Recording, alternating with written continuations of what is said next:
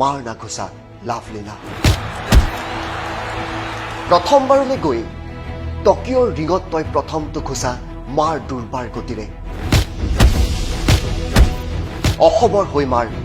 তোৰ নিচলা গাঁওবোৰৰ হৈ মাৰ বহুজন মা দেউতা ভাই ভগ্নীৰ দুৰ্বাৰ আশাবোৰ হাতৰ মুঠিলৈ আনি ল মাৰি যা ইটোৰ পিছত সিটো ঘোষা দুৰ্বাৰ গতিৰে অচিনাকিটোৰ প্ৰতিদ্বন্দ্বীক তই চিনি নাপাবি তাৰ সলনি মনলৈ আনি ল তোৰ নিজৰ আজন্ম চিনাকি প্ৰতিদ্বন্দ্বীৰ আজন্ম প্ৰতিপক্ষৰ চেহেৰাবোৰ উন্নত ষ্টেডিয়ামত অনুশীলন কৰি নোপোৱা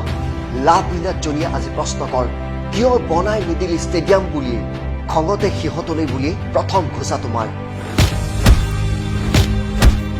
খনে খনে এৰোপ্লেন কিনিব পাৰ কোটি কোটি টকা খৰচৰে হেলিকপ্টাৰত উঠি ভোট বিচাৰিব পাৰ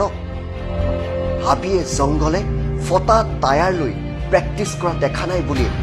আৰু এটা ঘোষা মাৰ খঙাল হৈ ল লাভলীনা এই সুযোগ মিঠাতেল চিলিণ্ডাৰৰ দাম নকমাই ফ্ৰী চাউল কিহেৰে ৰান্ধিম বুলি আৰু এটা ঘোষা মাৰ না লাভলীনা মুখ লৈ ৰাজনীতি কৰ ডাঙৰ ডাঙৰ হোৰ্ডিঙত তহঁতৰ ফটোহে আৰু লাজ নাই তহঁতৰ বুলি মাৰ না আন এটা প্ৰচণ্ড ঘোষা লাভলীনা তই যুঁজি যা লাভলীনা তোৰ অলিম্পিক ৰিঙৰ যুঁজে আমাৰ সকলোৰে বুকুলৈ যেন কঢ়িয়াই আনে প্ৰতিপক্ষৰ সন্মুখত থিয় হোৱাৰ অদম্য সাহস প্ৰতিবাদ কৰাৰ সাহস নিজৰ অধিকাৰ সাব্যস্ত কৰা দাবীত হাতৰ মুঠি লৌহ কঠিন কৰা সাহস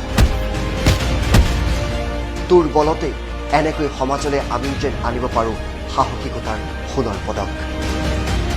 মাৰ না ঘোষা লাভলীনা